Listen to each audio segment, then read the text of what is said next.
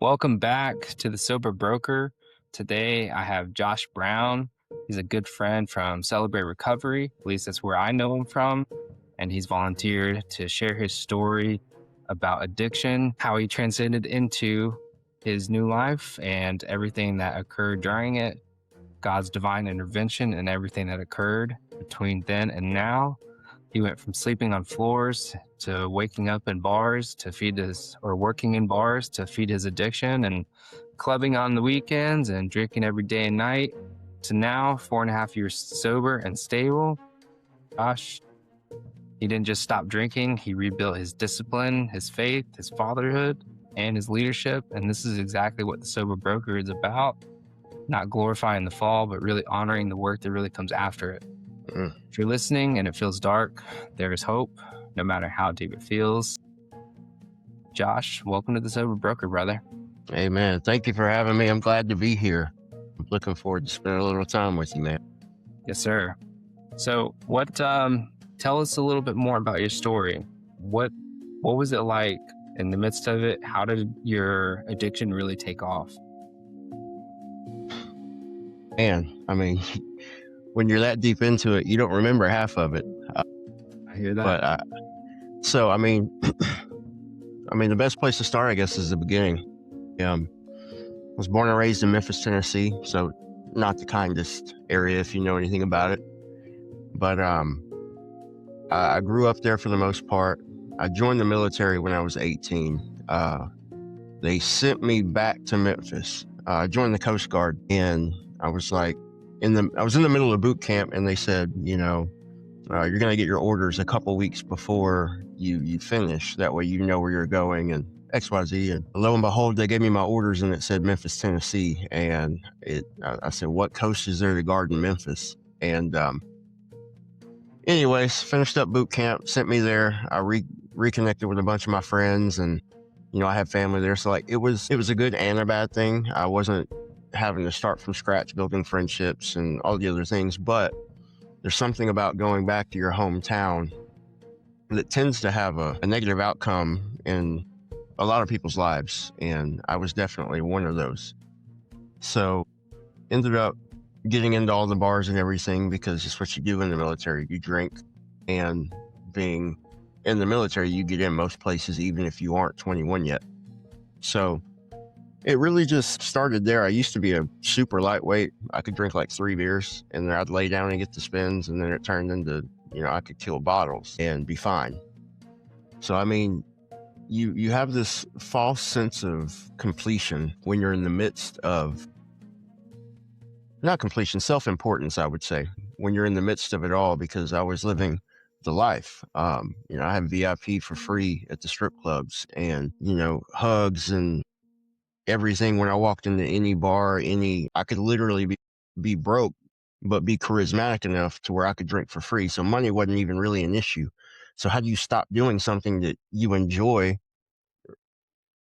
in the moment, that you don't really have to fork out money for? You don't have to work for it. You don't have to do really anything.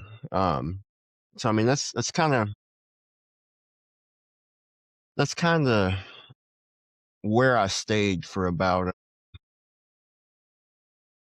I'd say about the first 6 to 7 years. Don't do it. And then I had my gunshot incident that kept me sober for about a year, and that was strictly out of fear of what happens if I drink again.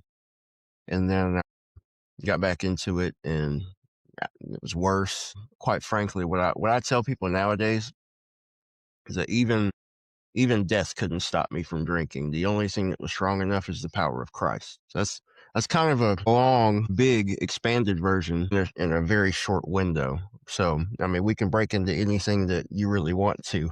Just tell me where you want to go. Yeah, no, for sure, man. Thank you for sharing that. I'm curious, you had a daughter at the time? So yeah, in the midst of, I was actively in addiction for 10 years. My daughter was born in the midst of COVID, I think right at the beginning of it. So she's not technically a COVID baby, but she was born in November of 2020. So she'll be 6 in 9 months. So she was born after my gunshot incident. And That was kind of the time where I was like, man, I got to kind of start getting it together. That was when I didn't have anything to lose. I was dangerous, not just to me, but to everyone else, because I had no value for anyone else's life. But once a little girl got into the picture, things shifted a bit. I said, well, I owe it to her to do better, be better. Um, because anything that, so I will, there's a lot of trauma surrounding Theodora, my daughter, and her mom. I'll try and refrain from using first names, but my baby mama, she, um, she had a lot of character defaults. She was a dancer. Her mother was a dancer. So when I had moments of clarity and sobriety, those would be the things I would reflect on. Is I don't want my daughter falling into that generational trap of becoming a dancer and using her body to make money in a negative connotation. So when she entered the picture was kind of the time that I would have little glimpses, the little bit of good that was in me, thought forward to what is this going to do? How is this going to affect her? And that was really when that little 1% adjustment started. Okay. And just out of curiosity, like, because I was also in the midst of, my mess whenever, Olivia and Olivia kind of came into the picture. Hmm. Obviously, for the first, 2 years that Olivia was here, me and Megan both were, just, I was working two full-time jobs. We weren't necessarily drinking, smoking, or anything. Hmm. We were just being parents. But honestly, just the pressure of, well, I think little postpartum maybe for Megan, and then for myself, there was just the pressure of working. Like I was working two full-time jobs, so I was Hmm. working 18 hours a day. So in the midst of it, we were stressed. But then once, Megan asked for like a divorce, you know, that's when it really got all kind of shifted, I think, for both of us. Yeah. And so during that season, it was pretty hard and I couldn't necessarily provide the life that I wanted to for her. So how did it feel like being in fatherhood during that season when you felt like you couldn't necessarily provide? Man, it was tough for me because the charisma, I still had the charisma, so I could get any job. I have a running joke that is no longer true, but I used to say anytime I got an interview, I would get a job. I just had my first interview a couple weeks back and they didn't select me. Granted, I wasn't fully qualified for what I was applying for, but they say reach for the stars. You make it.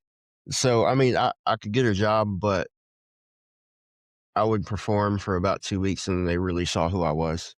And then it would just transcend downhill. So it really sucked because I wasn't the best dad. I'm still not super good with small babies. Like once they can start to kind of communicate, that's when I'm a little better. But I think that's common amongst men. But it didn't feel good, man. I would do just enough to where like she was getting a lot of. She kind of supported me, if we're being honest.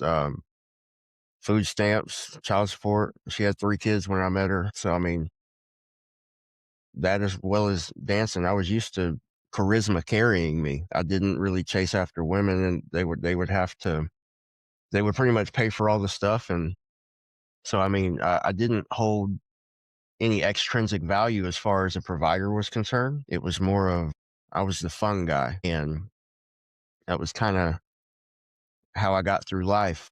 And when I realized that I had the responsibility, honor, and burden of being a father, that was really when things shifted. So when I couldn't, there was an actual responsibility placed in my life, and I didn't really know how to handle it, and it was difficult to balance trying to work, trying to be a good dad because I was being a stepdad to her other kids, two of which have diagnosed autism, and one of them is 100% deaf on top of the autism. So not a very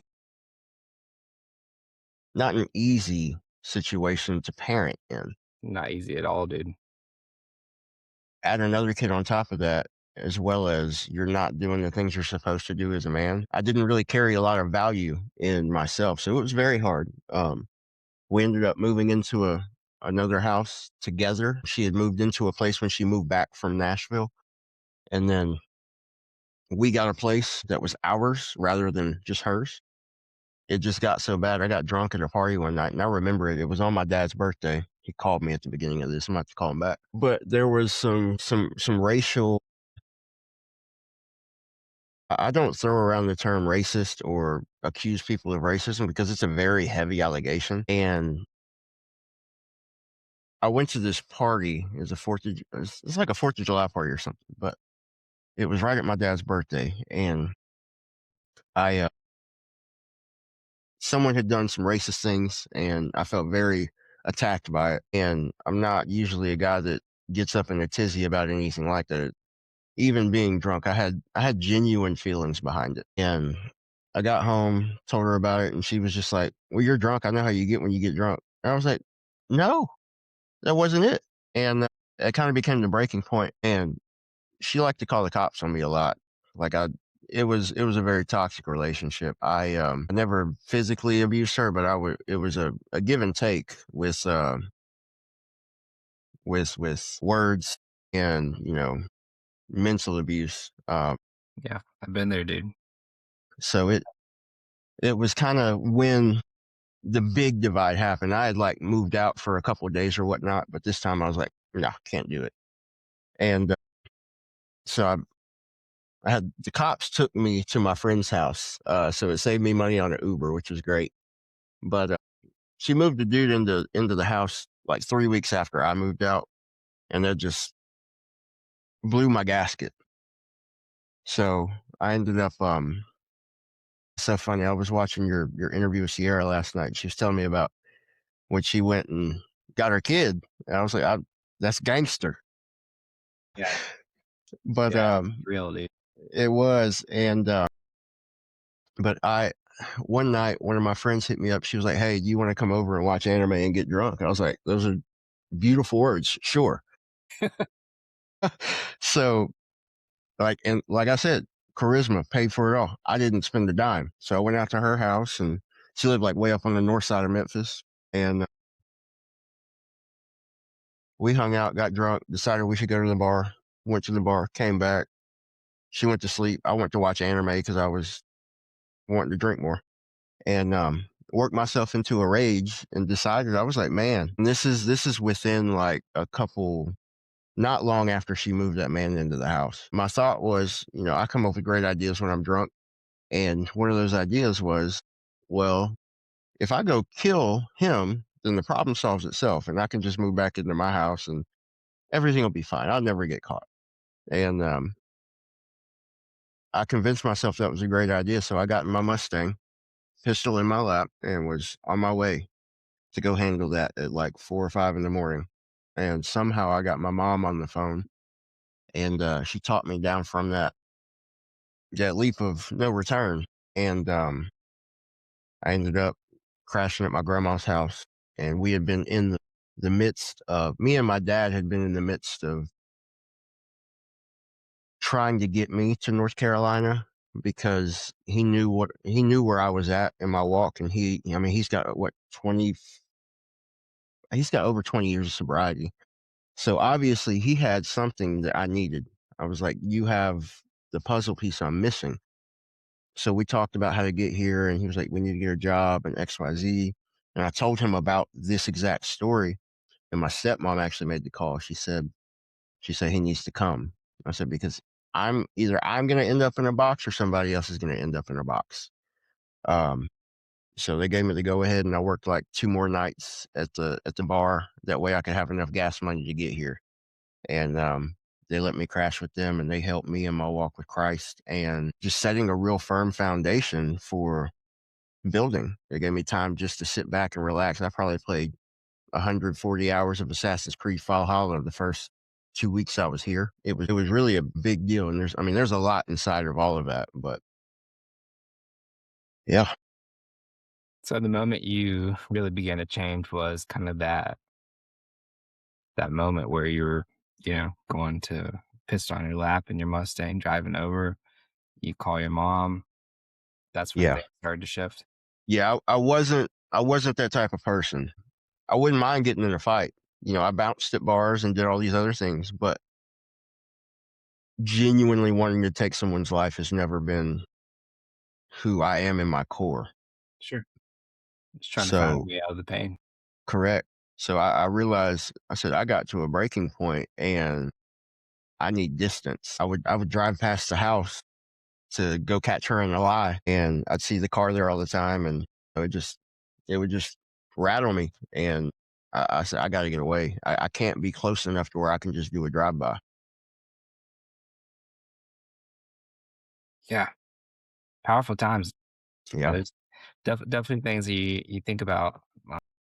I mean, probably not the same situation. I had something similar in the past where, you know, it was shortly after Megan asked for a divorce, and shortly after, there was a time where she was seeing someone else, and yeah, it didn't sit with me. Hmm. So during those times, I mean, I was full of rage, desperation, complete loss of control. Yeah. So what I mean, I know the conversation stopped to you, but is there anything else that kind of like helped you intervene with that moment and just put the halt on what you were doing? Well, the fact that it was 4 or 5 in the morning, I mean, it was like 3 or 4 in the morning in Florida where my mom lives. There's no reason she should have answered the phone. I remember I know where you're going with this, and you're right. But I remember having a conversation with my mom, and she was really broken up. She said, Joshua, I hate when you call me because I don't know what Josh I'm getting. I don't know whether you're going to be a happy Josh that's sober, or a happy Josh that's drunk, or a happy Josh that's, or a mad Josh that's pissed off, or I don't know what I'm getting. It's so sporadic. And she just kind of like let out some of her frustration at me, and I hadn't really thought of it. But I remember having that conversation in the midst of my addiction. And that was, I don't remember what point it was, but I definitely think it's divine intervention, because there's nothing else that really could have stopped me. Yeah. I really think God allowed my mom to answer the phone, because I don't think there's anyone else that could have talked me off that cliff. Yeah, mom, a mom will do that. So how did your so you talked to your mom and then you kind of reached out to your dad and talked to him about his sobriety. You guys were trying to just find a way to get you out to North Carolina. How did your faith really intervene in that season? I didn't have faith, man. So when like I'm a pastor's kid, but didn't grow up in church. My dad, we have a great relationship now. We're reconciled, and we're thriving as a father and son. We both serve the Lord. It's amazing. He wasn't, as we all struggle, he wasn't the best. I watched him get arrested when I was 5, and then I was with him in the mall when it happened. Fast forward to about 11 years old. I spent a weekend with him. It's the first time I saw him since then. I spent that weekend with him. He got arrested after I left. Didn't see him again until I reached out when I was an adult. And so my view of religion was very tainted and jaded, because if you look at who my dad was in those times, that's not what you would refer to as a godly man. So I had a very hurt opinion of what Christians were. So when I was, honestly, I was probably closer to a Black Hebrew Israelite, if anything. I didn't know anything about it, or even I had this overinflated sense of self importance, and I thought I could control everything in my life, and that was kind of how I did things. When I ended up shooting myself, I was in a pool of my own blood, and I peed and pooped on myself, and I mean, I'm some god, huh? But the fact that I survived that, I knew it couldn't be me. I would say that's probably the pinnacle of I believed in something else. And then when when I got to my breaking point, when I got to going on a mission and living in the house that I was living in, I was sleeping upstairs with no AC, and it's the middle of summer, and there was a party nearly every day. This guy, he was a Medicare, Medicaid sales, big house, in-ground pool, real nice guy. He could drink every single day and he still made this living. And I was like, bro, I gotta have it. And I stayed at that house, so there was a party every day. And finally, one night upstairs, I just laid in the fetal position, man. I had enough. I realized I can't do this. I had that much hope left, about the size of a mustard seed, if you will. And I knew I couldn't do it. And I've verbally cried out to God in the middle of a party. There's people downstairs going crazy. I said, God, if you can get me out of this, I will serve you for the rest of my life.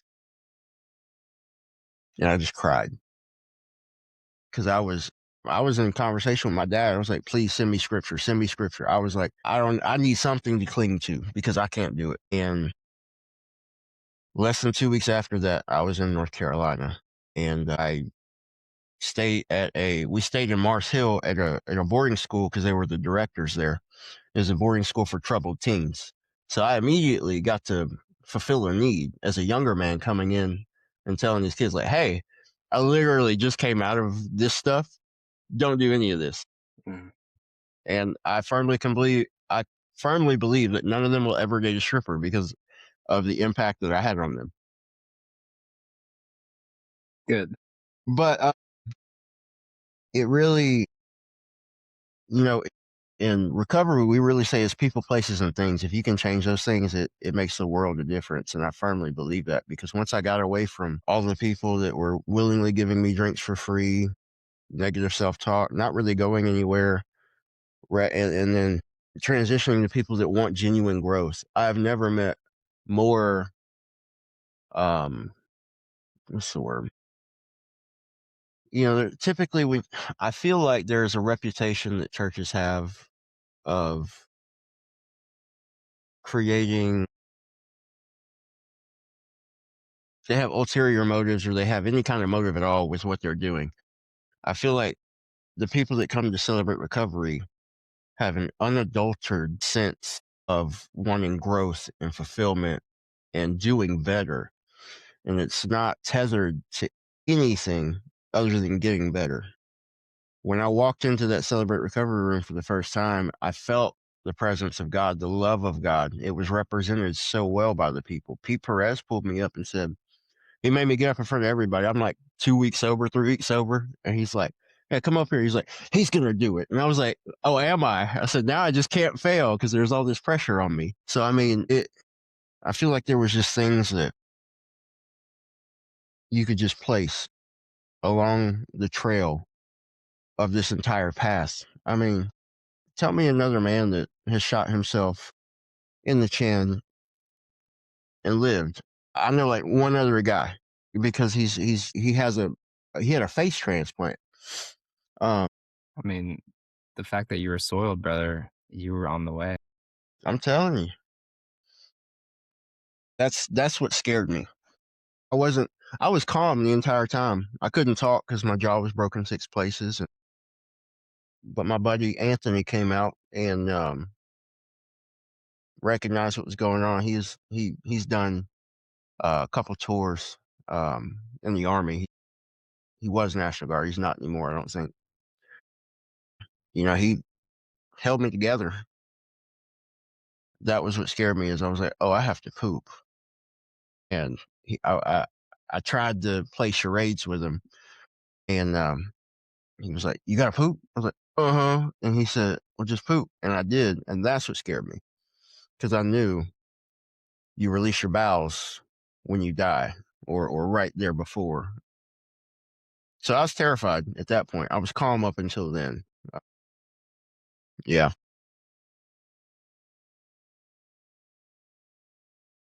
It's intense. it is. It really is. So what now that like you're 4.5 years, sober, stable, what does accountability look like for you today? Oh man, that's my step. We talk about promptly, man. Accountability looks like, so I've been doing some real self discovery this past couple months because I haven't been doing everything I'm supposed to do as far as like the combination of everything. I have no problem holding myself accountable going to the gym. That's probably the first thing. Depression runs in my family, and physical movement counteracts depression. I haven't had a depressive episode in at least 4 years, I'd say. Thank God. I'm a firm believer in systematic checks, creating systems that work. I know that if I don't go to the gym for over 2 weeks, I'm not going to feel good. I'll take a week, very rarely, just to kind of reset, to deload my body, let it relax, or just like if I don't have time, which is very rare because I do prioritize the gym. So the gym is one thing that I use as accountability. It's become fun to me now. It sucks at first, but motivation breeds routine. Motivation breeds discipline. Discipline breeds routine. Routine creates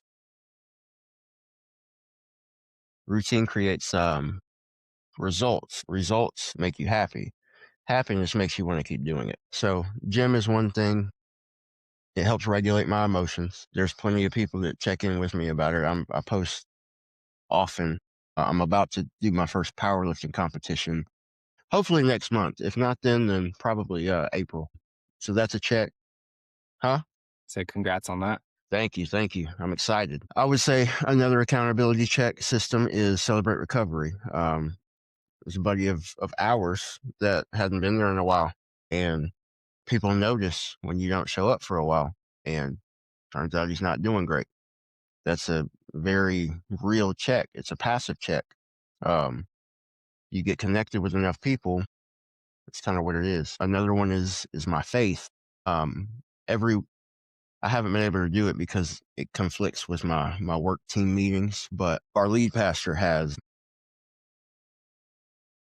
he has team meetings for the leadership meeting, and every meeting he starts it with, on a scale of 1 to 10, how was your time in your with the Lord yesterday or today? Like I have a Jewish internal calendar, so like my day starts at night, and I do everything in the evening, and then it takes me a while to get going in the morning, but I like to be set the day prior. So I always do my time with the Lord at night. So, but he'll ask, scale of 1 to 10, how was your devotional time? And then give me one word from it to summarize. So like that check has just become, it's helped me to develop a routine of spending time in the Word. There is a lot of wisdom. I mean, there's literally the entire book of Ephesians tells you how to live a godly life. So there's most of the answers.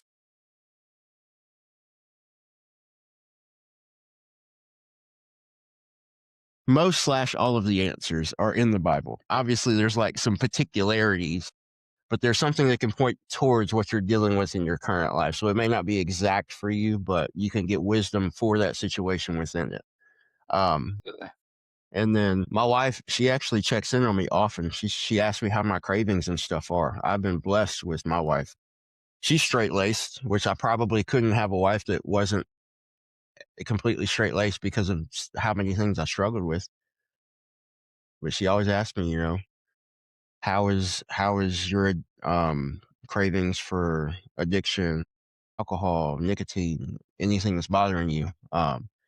And they're random. Like, and she still does it. We've been married for a year and a half now, so I never know when it's going to happen. And she just asked me about it, not in a condemning way, but she's just, hey, I care about you. Want to make sure that you're good, and if I can help you in any way, that'd be great. So having the right woman by your side is a huge accountability check. But yeah, man, just having coaches. I saw you just picked up a social media coach. It's important in everything you do. I have 3 coaches now because I did a hard reset in my career. And the last coach, he did he did the best he could, but he was better being in the field than being a coach. So I think coaches, time in the word, outside, you can't hold yourself accountable for everything. You have to have outside accountability. And then your partner, it's a huge accountability step as well.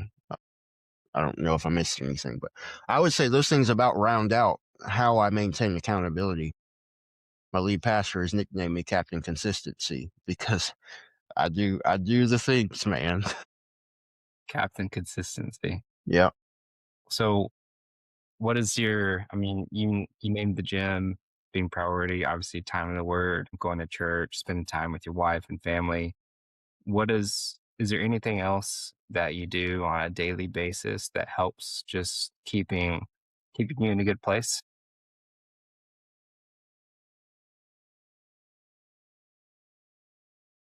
I don't think so. Just these things. I mean, Yeah. that's enough. I was just curious. Yeah. So, I mean, different strokes for different folks, you know? People hate it because I tell them the gym, if you can combine the gym and the word, I think that's all you need, quite frankly. I can agree with that, man. I mean, it gives you a place to run to physically and spiritually. And I Correct. mean, the word, also encompasses your emotional aspect too. That's right. Yeah. So how has sobriety impacted your work and finance? Oh, brother, it's been, I don't know work without alcohol except like this. So I had two warehouse jobs when I first moved here, and I lost them both, but not because of my immediate actions. It was secondary. It was my past catching up with me, aka troubles with my child and the opposing party. Opposing is divisive. I don't like that. The opposite side of her care. We had some struggles with give and take, and my emotions ran in front of logic. So I ended up losing my job because I I had too many days missed due to trying to do what I thought was right. But this, so I'll give you the segue into how I got into finance. Remember the guy that whose house I lived in? My job, my goal was still, I still wanted those things, and I was studying to get my life and health and long term care licenses. So It's not as I easy. was, no, it's not. So I worked these warehouse jobs and studied and was in the gym. Literally, I just grinded for months until I passed those exams. And I got fired from Kimberly Clark. I don't remember. It was probably, I think it was February. It was a February a couple years ago. And I said, well, I got to make some money now. So I started Ubering. And very first Uber ride, I knew I was doing something right because the very first Uber ride was from the airport to Black Mountain. It took an hour, traffic and whatever. Both these ladies in the Uber tipped me $100. Very first Uber ride. I was like, oh, okay. So I could make enough money working all like into late night Friday and into late night Saturday and pay all my bills. Granted, I couldn't help with rent or other things at my parents' house, but I had help. It put a strain on our relationship, don't get me wrong. But I was able to take care of the immediates, pay the car note, pay the phone bill, and it gave me time. And with that time, I went and interviewed a whole bunch of different insurance brokers. And I've been in sales before and I fell flat on my face. It was roof sales. I had no mentorship. It was all like online training. And they said, go knock doors. I was like, what? So I sold one roof to like a family member or something. I made like $80. I said, this is not it. So I left. So I was very averse to getting back into sales. But I met with all these companies and they were like, man, our highest agents make XYZ. I was like, okay, but what can you offer me as a new agent? And the same answer every time was a ride along and we're always a phone call away. I said, that's not what work. I need someone to hold my hand like a baby. And I had a friend, Silver Tongue. He ended up meeting this guy. He hired him. I sat down to do a meeting with him just to because I understood some insurance stuff already. And after that meeting, I was like, that was so laid back. And then finally, the light bulb went off. I said, go here. And now it's so amazing. I don't think finance and insurance is what I'm going to do for the rest of my life. I would like to maintain it for a couple seasons. I would like to have a barbecue company slash ministry. And I want to do well.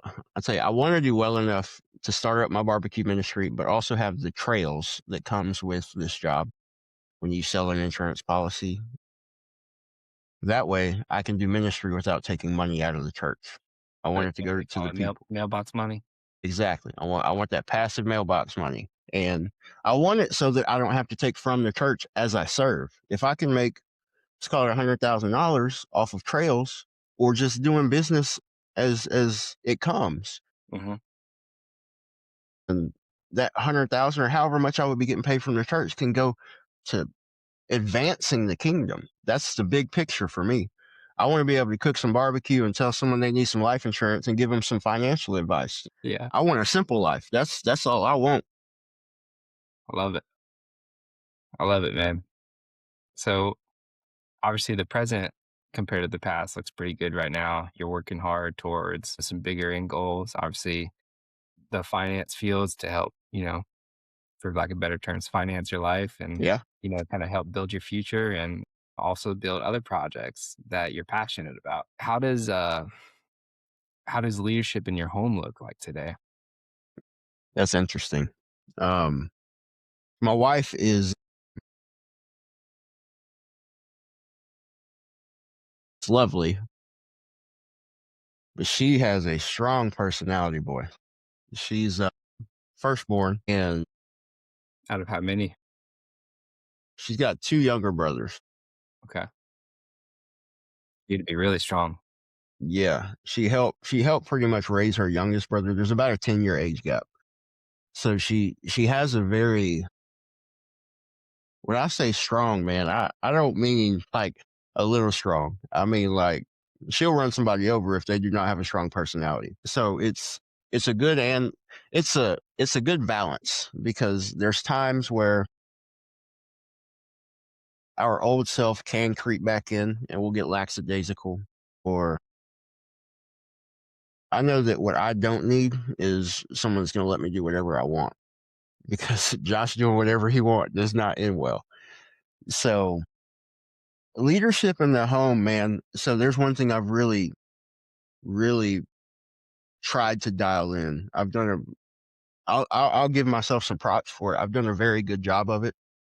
Not perfect by any means, but I would say leadership looks calm. My wife submits to me as the head. It's because I carry myself in such a way that is deserving as far as emotionally. When we talk, we over communicate, which gets on my nerves, but I'd rather have that than the opposite. Yeah, 100%. And so sometimes I just don't want to talk about it because we're going in circles. And that's a downfall, but also a good thing. It could be much worse. When it comes to how we deal with things, she likes to, I told her this last night. I said, you are very, very much within yourself. Your perceptive is reality. And I said, that's not always the case, because she texted me yesterday about this. It's no big deal, but like she texted me about something and it wasn't true, but her perception was that it was, and she's very strong in giving her opinions. Sure. So I always have to be,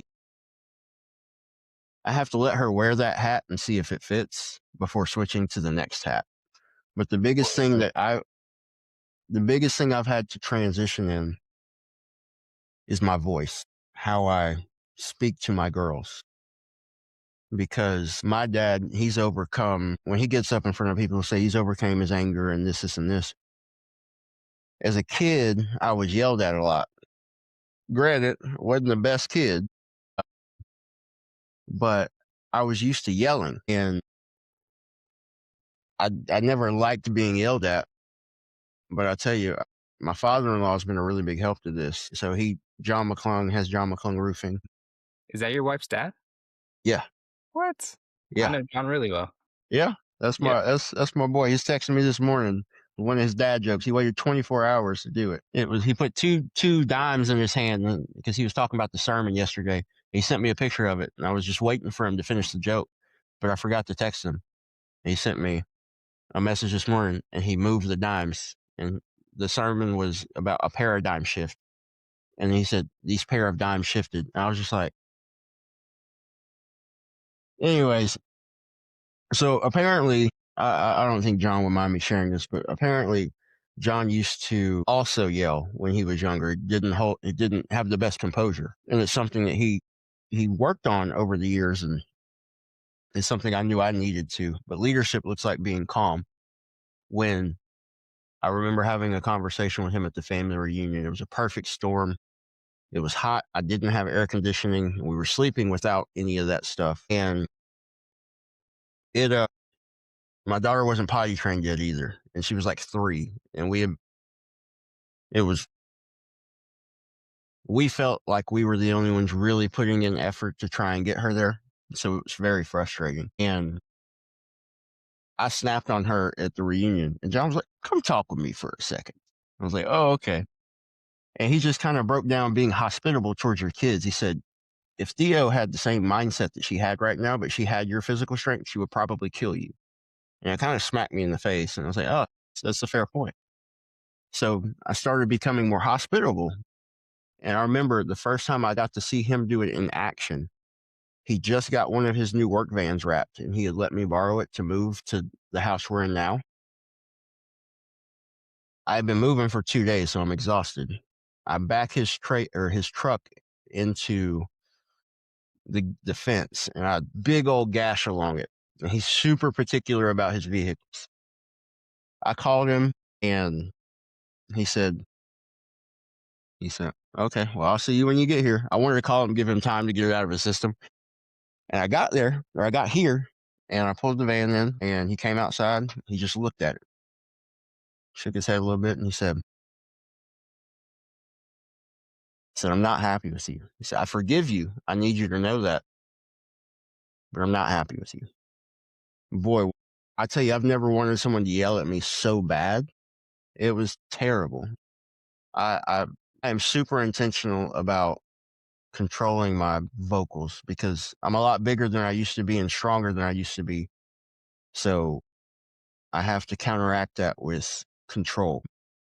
And I think that comes from being in the gym. If you got this excess anger because you haven't been able to let it out, or you don't have the right mindset because you haven't been in the word, I think it could be very dangerous. Leadership looks like remaining calm even when you may not want to. That's good. And I want to be conscious of your time here, Josh, but just to kind of feed right into this, what truth would about masculinity about, what truth about masculinity would most men get wrong in this case? It's not about how strong you are physically, it's about how vulnerable you can be because true strength lies in allowing yourself the opportunity for someone to hurt you. Amen. Vulnerability. That's good.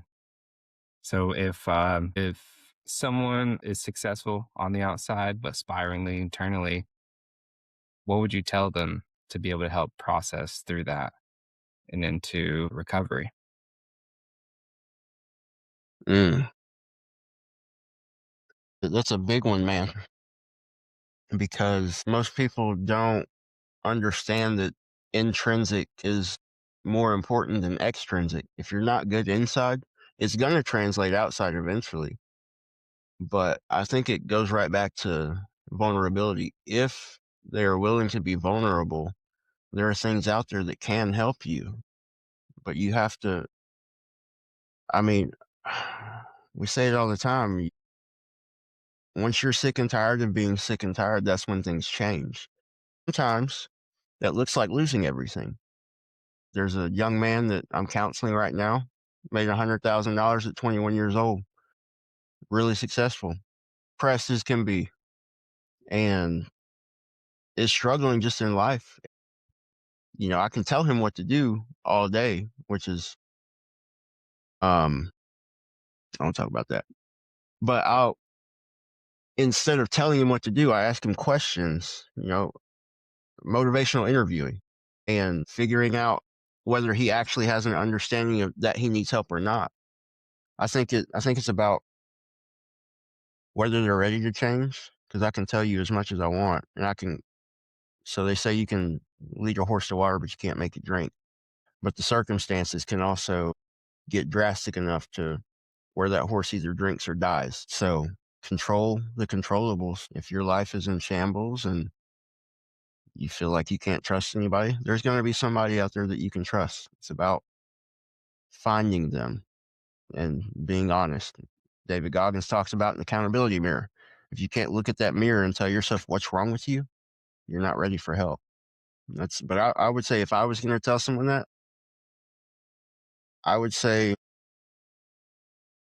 you'll know when you're genuinely ready for help, and find someone that will ask you if you need help, because a lot of people won't ask for help. So sometimes you have to have those checks in place of people that will ask you if you're doing okay and genuinely mean it. So get around people that genuinely care about you and things will start to shift. Amen, dude. Amen. Well, Josh, thanks for your honesty, brother. Again, thank you for being on the Sober Broker, and thank you most for not sanitizing the fall, and thank you for showing that no matter how much the dark feels, there's still a line that you can create for yourself. And to any man that's listening quietly, the one maybe who thinks he's too far, too angry, too ashamed, you're not, but you do have to choose. And this is what the Sober Broker is about. We honor the rebuild. And I do hope that anyone out there who is struggling to reach out, we're here anytime to be able to talk. And we look forward to seeing you next time. Yes, sir. Thanks for having me, Patrick. I appreciate it. Thanks, Josh.